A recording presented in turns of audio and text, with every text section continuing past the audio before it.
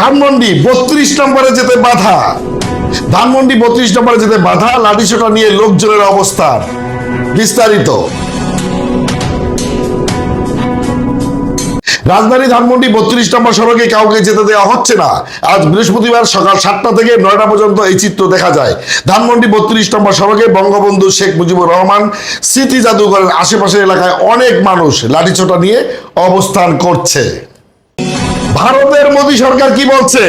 ভারতের মোদী সরকার বলছে 140 কোটি ভারতীয় বাংলাদেশে হিন্দুদের নিরাপত্তা নিয়ে চিন্তিত। বিস্তারিত। বাংলাদেশের বর্তমান পরিস্থিতি ও হিন্দুদের নিরাপত্তা নিয়ে মন্তব্য করেছেন ভারতের প্রধানমন্ত্রী নরেন্দ্র মোদী। দেশটির স্বাধীনতা দিবস উপলক্ষে আয়োজিত অনুষ্ঠানে মোদী বলেছেন 140 কোটি ভারতীয় বাংলাদেশে হিন্দুদের নিরাপত্তা নিয়ে চিন্তিত। খবর এনডিটিভির।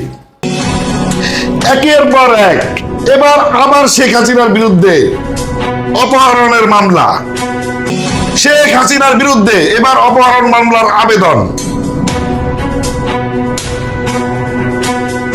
বিস্তারিত। 2015 সালে রাজধানী উত্তরা থেকে এক আইনজীবীকে অপহরণ করে গুম করার অভিযোগে সাবেক প্রধানমন্ত্রী শেখ হাসিনা, সাবেক স্বরাষ্ট্রমন্ত্রী আসাদুজ্জামান খান সহ 5 জনের বিরুদ্ধে মামলা হয়েছে।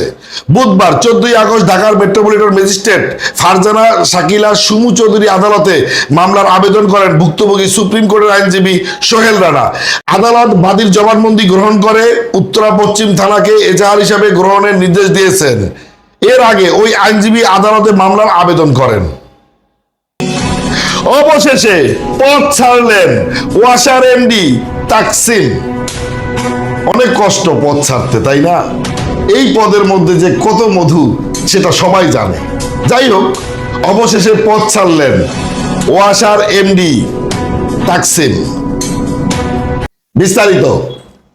ঢাকা ওয়াসার ব্যবস্থাপনা পরিচালক এমডি তাকসিম খান পদত্যাগ করেছেন। তিনি গতকাল বুধবার স্থানীয় সরকার বিভাগের নিজের পদত্যাগপত্র পাঠিয়েছেন। এমডির স্টাফ অফিসার ও ঢাকা ওয়াসার নির্বাহী প্রকৌশলী বদরুল আলম আজ বৃহস্পতিবার মুঠোফোনে প্রথম আলোকে বলেন তাকসিম খান পদত্যাগ করেছেন। গতকাল তিনি মন্ত্রণালয়ে পদত্যাগপত্র পাঠিয়েছেন। শারীরিক অসুস্থতার জন্য তিনি দায়িত্ব পালন করতে পারবেন না। 5 আগস্ট শেখ হাসিনা পদত্যাগের পর থেকেই খোঁজ ছিল না তাকসিমের।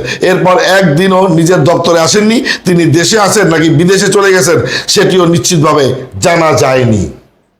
ওপার বাংলার ভারতের মমতা আপা, মমতা ব্যানার্জি কি বলেছেন দেখি। মমতা ব্যানার্জি বলেছেন বিজেপি বাংলাদেশের মতো পরিস্থিতি করতে চাইছে পশ্চিমবঙ্গে। বিস্তারিত। কলকাতা সরকারি মেডিকেল কলেজ ও হাসপাতালে নারী চিকিৎসক ছাত্রীকে ধর্ষণ ও খুনের ঘটনার ন্যায় বিচার চেয়ে গোটা রাজ্য জুড়ে যে প্রতিবাদ বিক্ষোভ চলছে তার সাথে বাংলাদেশের ঘটনার সাথে তুলনা টানলেন পশ্চিমবঙ্গের মুখ্যমন্ত্রী মমতা ব্যানার্জি। বিরোধী দলকে নিশানা করে মুখ্যমন্ত্রী বলেন সিপিআইএম এবং বিজেপি আপনারা রাজনীতি করছেন। আপনারা ভাবছেন বাংলাদেশে একটা ঘটনা ঘটে গেছে, আমরা সেটাকে টেনে এনে যদি ক্ষমতা দখল করতে পারি। আমি বলবো আমি ক্ষমতার মায়া করি না। আমি মনে করি যতদিন বাঁচবো মানুষের সেবা করে যাব, মানুষকে ন্যায় বিচার দিয়ে যাব। মমতা ব্যানার্জি। বাংলাদেশে কিছুদিন আগে হেলিকপ্টার থেকে গুলি করা হয়েছে এবং হেলিকপ্টারের গুলিতে শিশু মারা গিয়েছে। দেখি, হেলিকপ্টার থেকে গুলিতে শিশুদের মৃত্যুর ঘটনায় হাইকোর্টের রুল।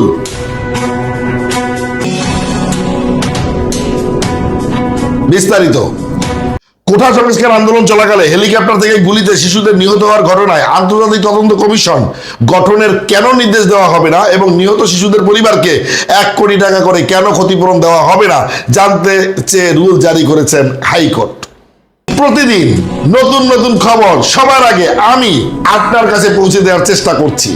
আমার ভুল ত্রুটি ভালো মন্দ কমেন্টে জানান এবং আপনাদের সহযোগিতা, ভালোবাসা, দোয়া এবং আশীর্বাদ চেয়ে আমি আপনাদেরকে আরো ভালো কিছু উপহার দেওয়ার প্রতিশ্রুতিবদ্ধ। সত্য সবসময় সুন্দর এবং ন্যায়নিষ্ঠ খবর আপনাদের দোরগোড়ায় পৌঁছে দেওয়া আমার দায়িত্ব। আজ এই পর্যন্তই। ভালো থাকবো ইনশাআল্লাহ। আপনাকে আমি বলে দিচ্ছি, আমার এই সংবাদটা যদি আপনি পুনরায় দেখতে চান তাহলে টিকটক আইডিতে তুমি সুন্দর .অফিসিয়ালে লগ ইন করে আপনি দেখতে পারবেন এবং ফেসবুক পেজে তুমি সুন্দর লগ ইন করে আপনি দেখতে পারবেন আমার এই সংবাদটি।